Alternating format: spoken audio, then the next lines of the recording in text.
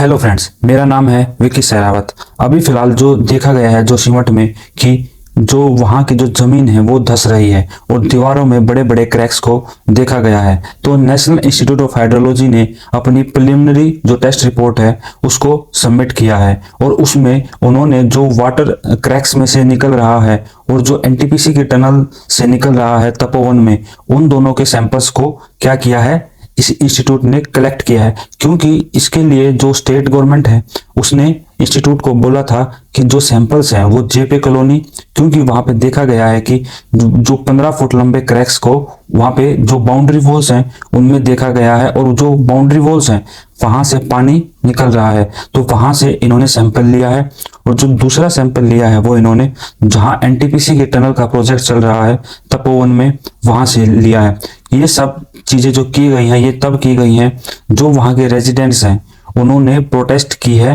कि जो भी ये चीज हो रही है सरकार की वजह से और जो ये प्रोजेक्ट चल रहा है इसकी वजह से हमारे घर जो है वो बर्बाद हो रहे हैं और फैमिलीज को बहुत ज्यादा नुकसान हो रहा है। तो जो ये स्टेप लिया गया है ये उस तभी लिया गया है कि जो लैंड सब्सिडेंस जोशीमठ में हो रही हैं तो उनके ऊपर एलिगेशन लगाया गया है कि जो ये सारी चीजें हो रही हैं वो एनटीपीसी का जो तपोवन विष्णुगढ़ हाइडी प्रोजेक्ट है उसी से सारी की सारी चीजें कनेक्टेड हैं। तो एनटीपीसी ने ये बोला है कि जो इतनी भी ये एलिगेशंस हैं ये बेबुनियाद हैं, क्योंकि जो हमारी ये 12 किलोमीटर लंबी टनल है ये जोशीमठ के नीचे से गुजरती ही नहीं है और जो टनल का भी काम या खुदाई की गई है वो बोरिंग मशीन से की गई है, वहां पे ब्लास्टिंग की ही नहीं गई है। तो जो एनटीपीसी है उसने अपने जो भी उनके ऊपर एलिगेशंस लगाई गई हैं उनको बेबुनियाद और उनको ये बोला है कि ये जानबूझ के टारगेट किया जा रहा है इस प्रोजेक्ट को। जो साइंटिस्ट की जो टीम है नेशनल इंस्टीट्यूट ऑफ हाइड्रोलॉजी की, उन्होंने दोनों साइट पे विजिट किया था, यानी कि फर्स्ट साइट जो जेपी कॉलोनी और सेकंड साइट है जहाँ पे ये तपोवन जो टनल है वहां पे। तो दोनों साइड से सैंपल्स कलेक्ट किए गए थे और जो प्रिलिमिनरी रिपोर्ट है उसको सबमिट किया गया था। तो उसमें देखा गया है कि जो प्रॉपर्टीज और जो कंपोजिशन है दोनों सैंपल्स की वो एक दूसरे से अलग हैं, पर फिर भी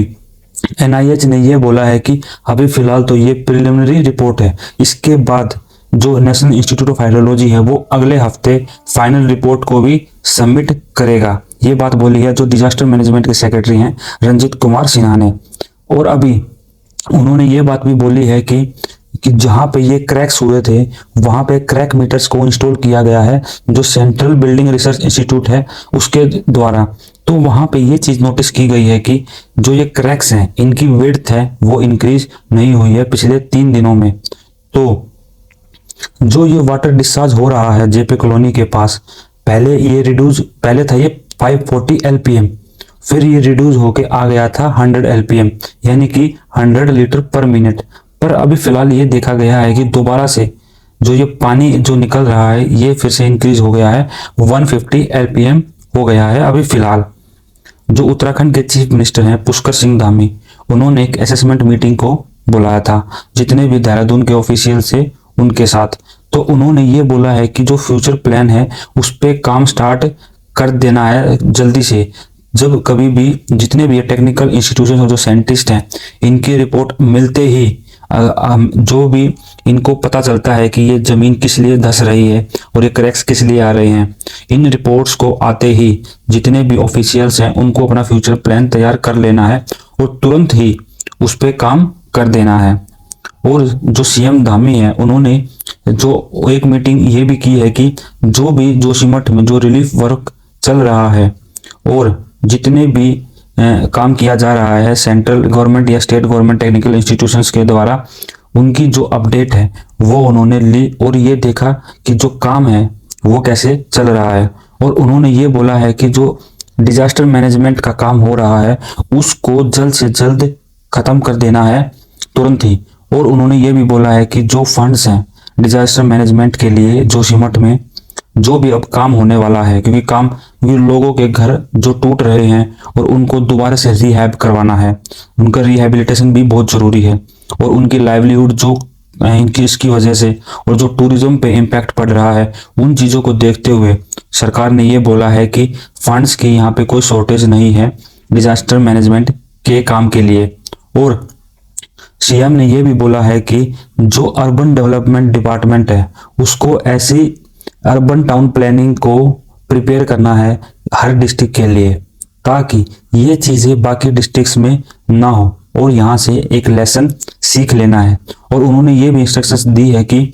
जो ड्रेनेज और जो सीवर सिस्टम है जितने भी हिल टाउन्स हैं उत्तराखंड में, उनको इफेक्टिवली अरेंज करना है ताकि ये चीजें रिपीट ना हो। और जो भी ट्रीटमेंट का काम चल रहा है उसको जल्द से जल्द खत्म कर लेना है जितनी भी ये स्टडी रिपोर्ट सबमिट होती हैं उसके बाद। और उन्होंने ये भी बोला है कि जो वहाँ के लोकल्स हैं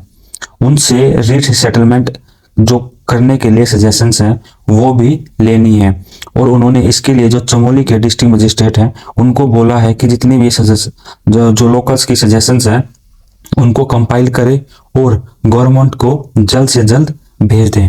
और सीएम धामी ने यह भी बोला है कि जो फेज वाइज प्लान है ड्रेनेज और सीवरेज सिस्टम का, बाकी जो शहर है वहां पे